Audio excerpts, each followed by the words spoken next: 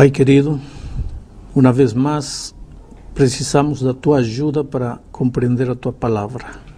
Em nome de Jesus. Amém. Amém.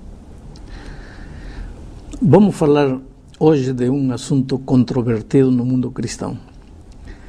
Muitos acham que o Velho Testamento é o livro das obras e o Novo Testamento é o livro da graça. Muitos cristãos sinceros acham que o Velho Testamento ensina que nos salvamos guardando mandamentos, cumprindo a lei, fazendo boas obras. E que no Novo Testamento se ensina que nos salvamos unicamente pela graça de Cristo. Acontece que eu tenho dificuldade para entender isto porque quando eu leio a Bíblia, por exemplo, desde o Gênesis, porém Noé achou graça diante do Senhor.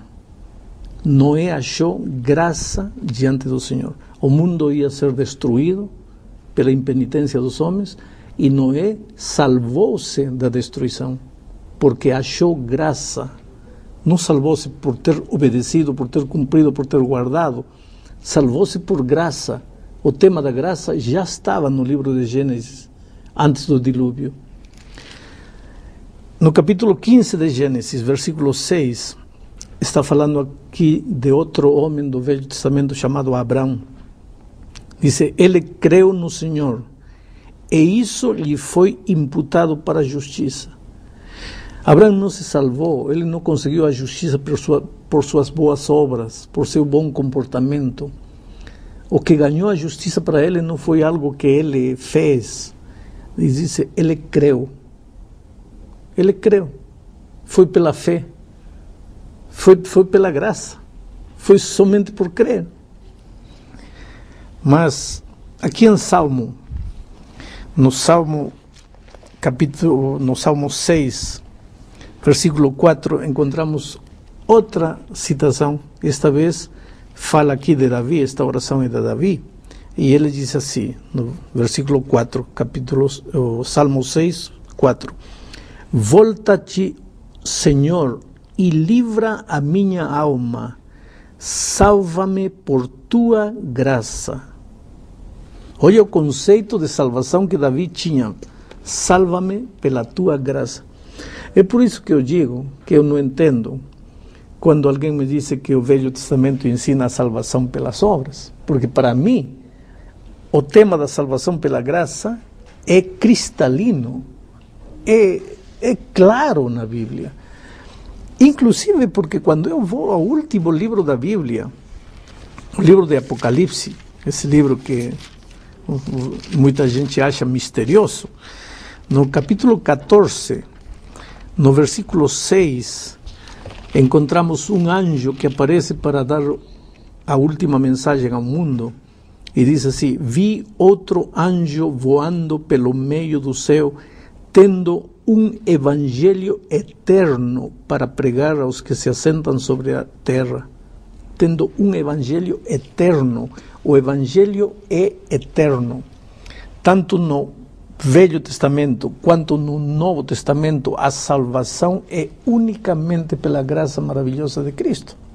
Por exemplo, quando Adão e Eva pecaram,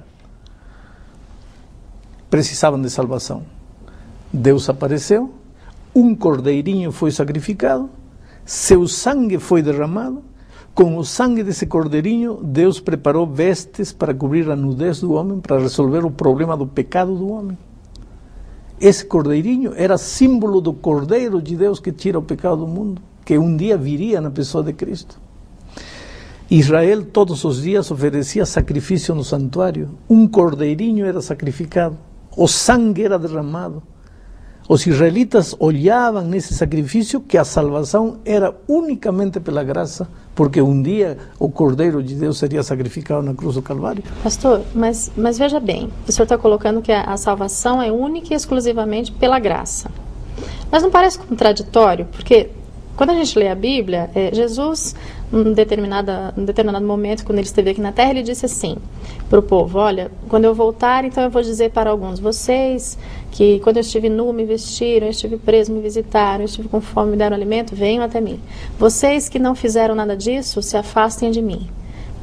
Então, como é que a gente explica que a salvação é única e exclusivamente pela graça, se o próprio Jesus exaltou a importância dos atos de caridade, da bondade para com o próximo? O assunto é que temos que entender que a salvação tem uma causa e tem uma consequência. Qual é a causa da salvação? Como nos salvamos? Como alcançamos a salvação? Unicamente pela graça. Você não faz, você não merece, você recebe por amor, por graça, você não paga nada, é grátis. Você está salvo em Cristo pela graça, apenas por crer, pela fé. Muito bem, agora você está salvo. Como vive uma pessoa que foi salva? Uma pessoa que foi salva, se antes mentia, já não mente mais. Se antes roubava, já não rouba mais. Se antes fazia coisas erradas, já não faz mal. Por quê? Porque está salvo em Cristo. O problema é quando os cristãos confundimos a consequência da salvação com a causa da salvação. Uma coisa é como alcançamos a salvação, outra coisa é como vive a pessoa que alcançou a salvação pela graça em Cristo. Mas, pastor, ainda acho que parece um pouco injusto, porque, veja bem, por exemplo, aquele bandido na cruz, que estava ao lado de Cristo, ele morreu, ele fez, a vida inteira passou fazendo maldades, matou, enfim. E naquele último momento, ele aceitou a Cristo e foi salvo. Pelo que a gente entende do relato bíblico, ele foi salvo. Agora, e uma pessoa que passa a vida inteira fazendo boas obras, bem intencionada, a vida inteira dedicada ao próximo, amando a Deus, né? Mas de repente não sabe exatamente a forma correta como deve seguir a Bíblia, essa pessoa não vai ser salva? Aí que está. Eu digo que o ladrão na cruz teve duas bênçãos. Primeiro, a salvação pela graça. E segundo, a morte. Para ele, a morte foi uma bênção. Porque se o ladrão na cruz não tivesse morrido, teria descido. E aí? Teria continuado roubando? Se já estava salvo em Cristo pela graça? Não. Teria que parar de roubar. E aí? Teria que ter procurado emprego.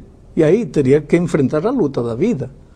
Agora, uma pessoa que faz coisas erradas sem saber que está fazendo coisas erradas, por que tem que se preocupar? Deus não vai julgar ela pelo que não conhecia. Deus vai julgar a cada um pela luz que tem. Agora, eu recebi a salvação pela graça.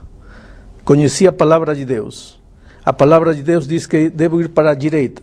E eu teimosamente estou indo para a esquerda. Espera. Aí é uma rebeldia contra Deus. Aí a salvação pela graça não me vale de nada. Pastor, o senhor está falando sobre salvação pela graça? E a minha pergunta ela é bem primária. Essa palavra graça, como está sendo colocado nesse contexto, ela é muito utilizada aqui nesse meio mais religioso.